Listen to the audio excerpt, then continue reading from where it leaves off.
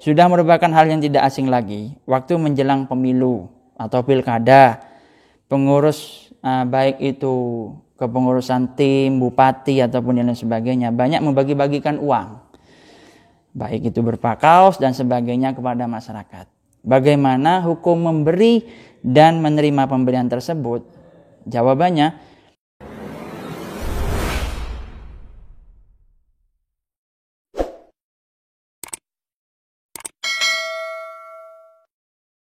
Assalamualaikum warahmatullahi wabarakatuh. Alhamdulillahirabbil alamin. Wassalatu wassalamu ala asyrafil anbiya'i wal mursalin wa ala alihi wa sahbihi wa barik wasallim ajmain, amma ba'du. Baik, pada segmen kali ini saya memang sengaja ingin membahas, apalagi dalam masa-masa sekarang ini terjadi sebuah kontestasi pemilu, yaitu pilkada, yang melaksanakan tentu di kabupaten kita sendiri, Kabupaten Jember, Situbondo, dan Banyuwangi. Ini bersama. Yang akan saya sikapi di sini itu ialah bagaimana, apa bedanya riswah dan hadiah. Riswah ini suap, tentu sudah. Kalau membahas riswah, tentu hukumnya haram karena itu suap menyuap. Sampai ada di sini hadis Rasulullah mengatakan, la'ana Rasulullah ar-rashi wal murtasi war-ra'isi, yakni alladhi yamshi bainahuma. Rasulullah melaknat penyuap, penerima suap, dan perantara keduanya, keterlibatan. Akan tapi Imam Abi Zakaria Syaraf An-Nawawi dalam Raudatul Thalibinnya itu mengatakan perbedaan riswah dan hadiah itu sangat berbeda tipis. Riswah jelas hukumnya haram, baik pemberi ataupun penerima. Juga termasuk kategori riswah adalah pemberian seorang calon pemimpin yang dalam undang-undang pemilu bisa dikategorikan money politik lah istilahnya. Bahwa riswah haram sedangkan hadiah adalah boleh. Perbedaan antara riswah dan hadiah ini sangat-sangat tipis. Apabila pemberian tersebut mensyaratkan bagi penerima untuk membenarkan sesuatu yang salah, dan menyalahkan sesuatu yang benar, maka itu tersebut dinamakan riswah. Suap menyuap itu menghalalkan yang haram, mengharamkan yang halal. Menghalalkan yang haram, mengharamkan yang halal. Itu jelas. Misalnya riswah, kamu harus dukung saya gini, ini saya kamu kasih uang tapi dukung saya, itu dengan salah. Makanya itu sangat harus diantisipasi. Biasanya kalau baik itu calon gubernur ataupun calon presiden, itu pasti apakah boleh ulama mendekat, apakah boleh kiai dekat dengan ulama? Boleh. Saya sependapat dengan pendapatnya Kiai Haji Bahauddin Nur Salim. Beliau itu sangat ringan, elegan lah istilahnya, fleksibel. Jadi kiai itu dekat kepada ulama, bahkan kalau kata saya itu sebuah keharusan, karena pejabat itu nggak sempat belajar agama. Belajarnya agama itu dari kiai. Contoh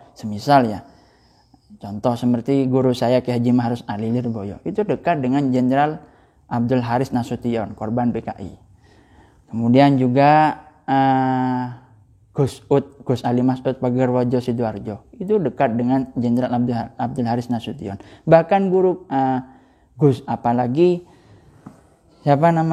guru-guru kita, apalagi Kiai Haji Ahmad Muzaki Sahwo, beliau itu dekat dengan banyak pejabat pemerintah, siapa menteri dan pejabat yang tidak datang ke Al-Qadiri itu. Jadi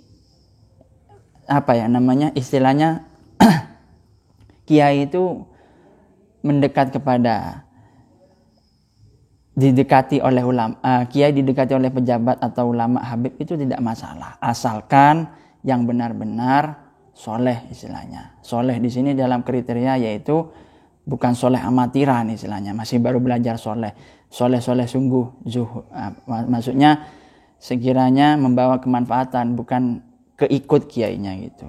Ya contohnya seperti Kiai Mahrus Ali itu, banyak beliau. Seperti Ki Hasyim Asy'ari, beliau dekat dengan Bung Tomo.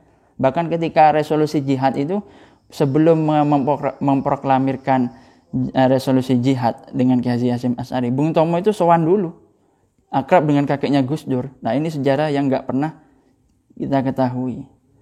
Bahkan di Ihya itu saya membaca khairul umaroi ya'ti ulama, sebaik-baik pemimpin itu yang mendatangi ulama. Wasyarrul ulama'i ya'til umara, seburuk-buruknya pemimpin,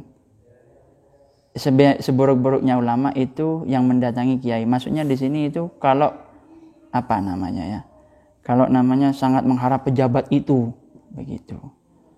Tapi kalau istilahnya meminta dukungan, contoh lagi semisal sudah merupakan hal yang tidak asing lagi, waktu menjelang pemilu atau pilkada, pengurus baik itu kepengurusan tim, bupati ataupun yang lain sebagainya, banyak membagi-bagikan uang, baik itu berupa kaos dan sebagainya kepada masyarakat. Bagaimana hukum memberi dan menerima pemberian tersebut? Jawabannya, jika pemberian tersebut hanya sekedar untuk menarik simpati saja, diperbolehkan. Bagi si penerima, boleh menerimanya. Namun hukumnya makruh syadidah, kuat. Nah, jika tujuannya agar dipilih dan terdapat perjanjian yang mengikat, istilahnya. Itu kalau menjadi tim, istilahnya yang tidak dan jangan jadi bunglon, istilahnya besok mendukung pasangan calon satu, besok calon ketiga gitu. Kalau pasangan ini ya pasangan ini gitu loh. Kalau hadiah itu memberi tapi tanpa menyaratkan apapun. Makanya kan biasanya kalau kiai, menteri ataupun presiden ataupun sowan ke kiai itu kan pasti yang memberi itu bukan presidennya langsung, pasti mencuru asprinya, asisten pribadi. Mungkin salamnya Bapak si fulan, mohon barokah doa dan dukungan. Mohon barokah doa. Sudah itu saja, enggak usah mohon ini. Nah, itu terlalu mensyaratkan. Itu kiai kok diatur-atur. Sudah Anda percaya ke kiai, itu selamat dunia akhirat. Begitu. Dan ada sebuah hadis lagi, qiwamud dunya bi arba'atin. Tegaknya dunia itu dengan bi arba'atil asya, dengan 4 perkara. Yang pertama adalah bi ilmil ulama, dengan ilmunya ulama. Yang kedua adalah bi adlil umara, dengan keadilan para pemimpin. Yang ketiga yaitu bi sakhawatil agniya, dengan kedermawanan orang-orang kaya. Yang keempat bidu'ail fuqara, dengan doanya.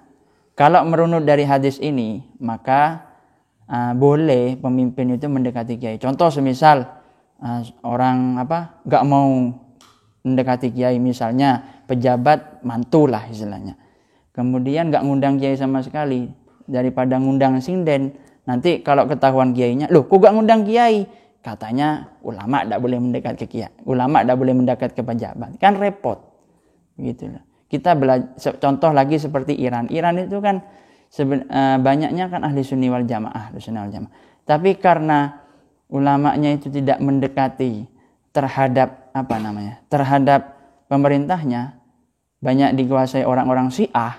Akhirnya Iran itu yang asalnya Sunni itu berubah menjadi Syiah, begitu. Jadi ulama itu kiai didekati umara itu tidak masalah. Yang sampai yang menjadi masalah itu ketika kiainya itu sangat mengharapkan terhadap umaroknya itu, dalam artian terlalu mengharap-harap, itulah, selalu diharapkan itu.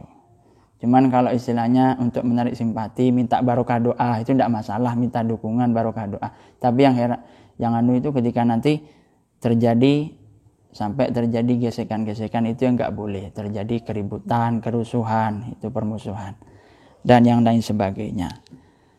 Maka namun jika tujuannya agar dipilih dan terdapat perjanjian yang mengikat, maka hukumnya termasuk riswah, dan bagi si penerima haram menerimanya. Itu. Ini keterangan ini saya ambil dari Rawdatut Thalibin karya Imam Zakaria Syaraf An-Nawawi, dan juga I'anatut Thalibin juz 4, kemudian Ihya Ulumuddin. Baik, itu saja yang bisa saya sampaikan. Kurang lebihnya saya mohon maaf. Wallahul muwaffiq ila aqwamit thoriq. Wassalamualaikum warahmatullahi wabarakatuh.